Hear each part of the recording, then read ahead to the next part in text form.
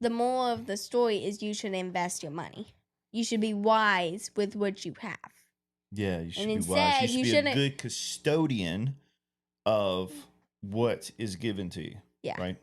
Because if you are a good custodian, you would be given more. You would be given more. Correct. Is this only geared towards money? No, this isn't everything. Welcome to Empowered Homefront, where we talk about health, wealth, and relationships. And let's not forget about the most important one. And that, my friend, is faith. Because I believe that we've all been lied to. And because of that, we're going to take you on this magnificent journey with us as we kind of figure this stuff out. Now, Kaylee has a story that she wants to tell y'all. I got really mad at a friend one day because for some reason I was talking about how I'm doing my business stuff and seeing if she was interested. But all of a sudden I say I want to make money as one of the things I want to do. And she says, no. Money is evil. And I'm just like, what? And then it brought me back to one day me and you were riding in a car. And all of a sudden... I don't ride in a car, okay? I drive a truck. Okay. One day, you were driving and I was sitting. And we were talking. And all of a sudden, you were listening to a podcast. And I was listening as well. And I heard people make money seem like it is a very bad thing. And earlier... me and you were talking about it. And again, the hands that money is in, that makes it a bad thing. Why I'm saying this is you ever watch those cartoons and most of the time, majority of the time, the bad guy is filthy rich. I don't remember the name, but it was like that bald guy. Lex Luthor. Superman, yeah. Yeah. And he is filthy rich. Okay. But then you have people like Batman. But you're the one who's calling him filthy rich. Maybe he would be a nice guy if you didn't call him filthy. Fine, rich. He's a rich guy that does bad things with his money. Okay. But then you have people like Batman. Batman is rich. And he goes out and protects his town, his city that he loves, Gotham City. My point of saying this is I do not think that money is the root of all evil. I think it's the people that make it seem like money's the root of all evil. The Bible says money's the root of all evil, right? It says money is the root of all evil, but let's dive into that. No, it says the love of money is the root of all evil. Money itself is not evil. Yeah. I mean, money is just value. But if you take away that value, it's just a piece of paper. Yeah, but are you talking about money or are you talking about the U.S. dollar? The U.S. dollar. U.S. dollar is not money. U.S. dollar is a type or form of currency. And that currency is related to money. Right. Which is value. Right? So what we're really talking about is value, right? Because, I mean, I know I told you this, like, what's the oldest form or one of the old forms of currency or value or money? Peppercorn. And what is peppercorn? It's like those little black balls that you scrunch up into pepper. Yeah, it's pepper. It's what pepper is. Peppercorn, yeah. So people used to like trade, right? Before we had a dollar bill, people would trade things for things, right? And peppercorn was traded. Right? It was a form of currency.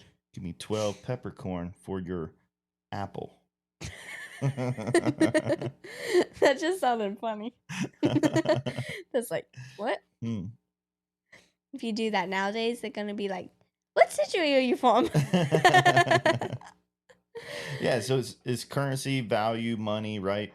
Yeah. So you're talking about the U.S. dollar. Yeah. Is there anything in particular about the U.S. dollar?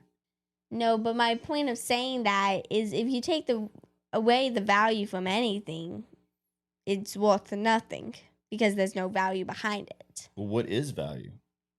value is like I value you as my father, Okay. right? I value you, so I will do anything to have you as my father because you are my father. You provide Okay. value for me because you teach me. Money provides value to people because it allows them to buy food, a home to live in, clothes. So, would you say that it's the worth of something, Yeah. right? Yeah, it's the worth of something that makes it valuable. Right. So, something's worth more if it can get you more, Yes. right? The more things something can get you, the more it's worth, right? Yeah. So, for instance, me as a father, the more I learn and develop myself, the more valuable I am to you. Because you give back to me. Yeah. And then the more you grow as well, The more I can give value back to you because there I you also go. teach you because we learn from each other. That's right. Every day, Yeah. right? We're always growing. If you're not growing, you're Mhm. dying. Yep. All right. So, what else you got? So, as I said, money is not the root of all evil. It's the And by the way, hens. when I say if you're not growing, you're dying, I ain't talking about getting rounder, okay? All right. What? Well, I got to clarify. You never know. Somebody would be like, well, let me go back to McDonald's. Don't eat those poisonous French fries. Ugh. Ugh. All right. So, go ahead. So, as I said, money is not the root of all evil. It's always whoever's using that money that is good or bad. And it's what you choose to do. Like Batman, he uses it for good. The Joker, he uses it for evil. Okay. So how I'm interested, like how does that affect you though whenever you're talking with your friend and you're talking about having a business, making money, earning money through your business, selling things, and she says that money's bad. Like why would she even say that? I feel like so here's the parable. It was a parable that me and you both really liked. And it was a guy gave 10 pounds of gold. Yeah, this is good. 10 pounds of gold to one man. Yeah. 5 pounds of gold to another man, and 1 pound of gold to the last man. So there's 3 men. Yeah. The first man went and invested that money in sheep. Who's the first man? We'll say his name is Toesies. No, like who's the first man? Is he the one with 1 or 10 or 5? The first man is with 10, second man is with 5, and Okay. last man is with 1. Okay. But the $10 man, the 10-pound man, he Wait, he weighs 10 pounds now? I just got that. What are you talking about? Okay, so the $10 pound man. That sounded funny. You're good. I know I am. So, Okay, the $10 man. what? Okay, so All right, let me clarify. There's Okay. 3 guys. 3 guys. All right, and the parable goes their owner or their boss Went on a vacation and entrusted those 3 guys. With 10, 5, and 1 pound bags. Definitely the numbers are wrong, but I'll leave them with that. Yeah, I know the wrong number. But why did he choose to give one man 10 and the other man 5 and the other man 1? This is a very important part. No? No. Okay.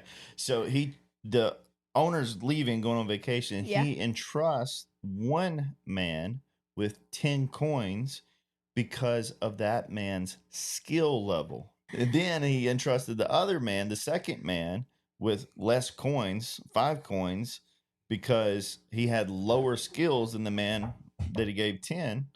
But then the last man, he only gave, I think 1. it was, yeah. Oh, yeah, 1 bag of coins or whatever it is, 1 coin, whatever that is. And he only gave it to him because he had a very low skill. Right? Yeah. All right. Now, what do you got? So the $10 coin men went and invested that money in sheep, if Okay. I'm not mistaken. And then the second man with the 5 coins, he went and invested it in sheep too. But then the last man, the one with the 1 coin, he went and instead of investing it, he buried it in the ground. The boss got back, the owner got back, and he said, "What did you do with my money?" The man with 10 coins invested it in sheep. It gave him a lot of value. It gave the owner a lot of value. What's the value? Value is measured. Back then, sheep were very valuable. He doubled the coins. He doubled the coins. So instead of 10, he came back and he's got 20. Yeah. The second man, he also doubled the coins. So instead of 5, he's got 10. But the last man, instead, he brought back 1 coin. And the owner asked him, "What did you do with my money?" I was scared, so instead I went and buried it in the ground. You missed a big important part again. Sorry. All right, so first he looks at the other 2 men and he was very happy with them. Because he came back and they doubled his money, right? So the owner invested wisely. Yes. Right? And because the owner entrusted the workers with 10 coins, 5 coins, and they doubled that money, he was very happy with them and he entrusted them with more, right? Mm-hmm. He's like, "Oh, well, because you invested my money and turned it into 20 coins, here's more coins, right? To go invest." And then the other man, he did the same. He's like, "Well, since you was such a good servant. Since you handle my money so well, I'm going to give you more money, right? Yeah.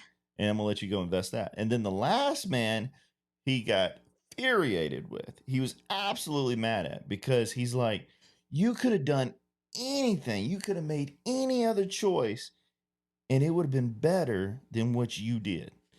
And the servant goes, "Well, sir, I was scared because you're such a ruthless man. You're so mean. You're so serious all the time." Right? Like he's really afraid. And he's like, "I was afraid what would happen if I made a mistake." Yeah. And the owner goes, "You could have went and invested it in the bank. And I would have been happier than you burying it and protecting it like it's growing." Right? Yeah. So essentially, I would have been happier if you would have took your money, put it in the bank, and drawed a very, very, very small percentage return, because at least I would have got something on my return, versus you taking your money and investing it and putting it into a couch cushion or a pillowcase or a coffee can and putting it in the wall. Yeah. Right? Which people do. Really? Yeah. I mean, and then the owner pretty much banishes them, right? Yeah. It says, "Hey, like you're pretty much a worthless human being. You have no skills. You can't do anything with my money. I don't want you around. Leave." Right? And he kicks him out. Yeah. Right? So what's the moral of the story, though? The moral of the story is you should invest your money. You should be wise with what you have. Yeah, you should be wise. You should be a good custodian of what is given to you. Yeah. Right? Because if you are a good custodian, you would be given more. You would be given more. Correct. Is this only geared towards money? No, this is in everything. To be a good steward, right? The real message is what we do, not a business does, right? Like that's the big difference, baby. Right? Because like, let's just, to your point, good looks, being pretty. Yeah. Right? Well, if you're pretty and you're also mean to people, you are not a good steward of what God has provided you with good looks. And therefore, you're probably not going to be liked by a lot of people. Mm-hmm. Right? or you won't be rewarded because of that. But if you are pretty and you do good things with your beauty, right? And you're nice to people, and Yeah. Well, you're a good custodian of that, then you get rewarded, yeah. right? And the real message is what's up here, right? In your head, right? Yeah. You have a brain that's able to continuously learn, right? Like Mhm. there's endless possibilities of things that you can accomplish. Because you can keep learning. If God provides you with pretty and you're really mean, people are going to hate you. But if you're very pretty and you're very nice, people are going to like being around you because you're very likable. If you're given the ability to learn and grow, If you're and you given, choose to just lay on the couch and watch TV or play video games all the time or sit in there and make the same arts and craft day in and day out, that's just it's boring. well, I mean, what are you doing? Right? Like, You're are you making this. growing? No, you're just doing the same thing over and over. Yeah. I mean, you could But be people will be like, perfecting. oh, well, this is what I enjoy. Like, you're not being a good steward of what you enjoy, Yeah. right? It's all about balance. It's about a balance, right? You've got to grow and improve. You can't just sit in there and play video games all the time. Like, what are you actually doing? Are you being productive? Are you learning? Are you improving yourself? Yeah. Or is that video game just like giving you good Feel chemicals in your brain Yeah. and making you feel really good because you're able to make a lot of accomplishments really, really quick by getting a high score in like 10 minutes, good. Yeah. right? And that's accomplishment. That's the Mhm. reason people are addicted to video games. Not me. I lost interest in video games. Earlier, I was playing video games. Instead of playing video games, I had the nerve of wanting to go back in there, take photos, and upload them. That's what you should be doing, Yeah, right? I don't Because like. it creates that's what we're all seeking. We're all seeking that feeling of accomplishment, of achievement, Yeah. of growth. However, we're given all of these things, all these opportunities that makes things easier. And then we're always looking for the easy way out, right? Yeah. And then money, well, how are you a good steward with money? You're probably a good student. You hear a lot on TV. I want to invest my money in helping homeless people, helping children have toys. That's what I'm doing in my business. But instead of giving them money, I'm actually giving them the toys to make sure every child has a toy to play with, to create with. But don't they have to pay you for it? No, They don't have to pay. no, kids that can in third world countries. Third world Okay. countries. The Yeah. kids that can't, the parents that can't afford to buy birthday cakes for their child. That's who I give it to. Because I imagine if they can't buy a birthday cake, who knows if they can't even You're giving what to? to the child. What are you giving to them? A toy, a 3D printed toy. Oh, okay. Yeah. Okay. All right. You got anything else you wanted to share? Yes. What? Use your skills, use your money for the good. Don't use it for bad. Don't go out here and buy all these negative things that won't help you grow yourself and experience things. I mean, they can go out there and grab the cheeseburger or McDonald's. They're growing themselves just fine. Are they though? Yeah, you just said go out there and grow yourself. Go out there and make yourself smarter. Make yourself strong. Instead of going out there and buying McDonald's, maybe instead you should go to the workout gym and work out a little bit. Where's the workout gym? And what other type of gym are there? I don't know. I really don't know. Gymnastics gym, cheerleading gym. What? Cheerleading gym? Cheerleading gym? I don't even think that's a thing. We're just making up things the whole show, so might as well keep it going. Yeah. All right, so what's your message? Let's close it out. Do the right thing with what you have.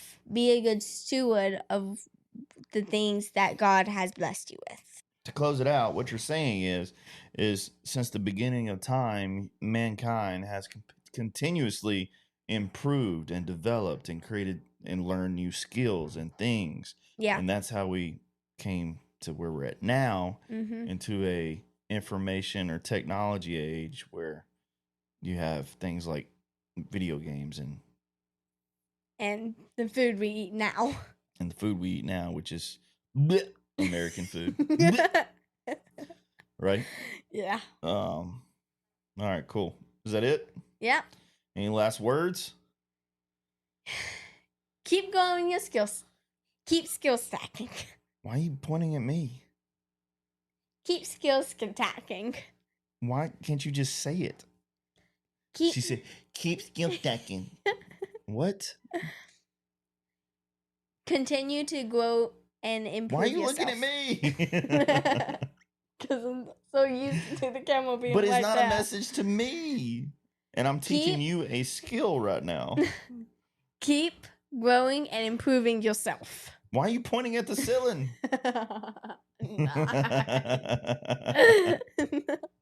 This is called giving her a hard time.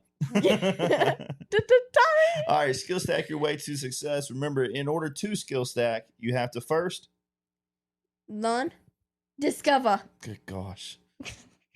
It's like talking to an air balloon. Keep skill stacking. And in order to skill stack, you have to first what? Discover. Why are you looking at me? Discover. Then you have to. Learn. Then you have to. Execute. What does it mean? Why can't I just go from discovering to execute? Because then, when you get to because if you go from discover, then execute, your executing is going to be pathetic. Can you not explain that like at all? Okay. If you do not learn the little things, if you do not do what it takes, then whenever you execute, it is not going to be that good. And you're going to have to start all over unless if you learn the little things first. Do you have an example? Like you Like, prepping for this episode? That you said, yeah, Daddy, I got a topic and I got an idea and I got it all ready. and then I didn't have anything. And what part did you skip? I skipped the learning part. And what should you have done to learn? I So you should discovered, have done. I you're like, should hey. have done research on it. Yeah. So you went and discovered and you're like, hey, Daddy, like this is something that happened and I want to talk about it. And I was like, great, get your story ready and we'll go share it. Yeah. Right. And then you came in here, you sat down, and you're like, yep, I'm ready to execute.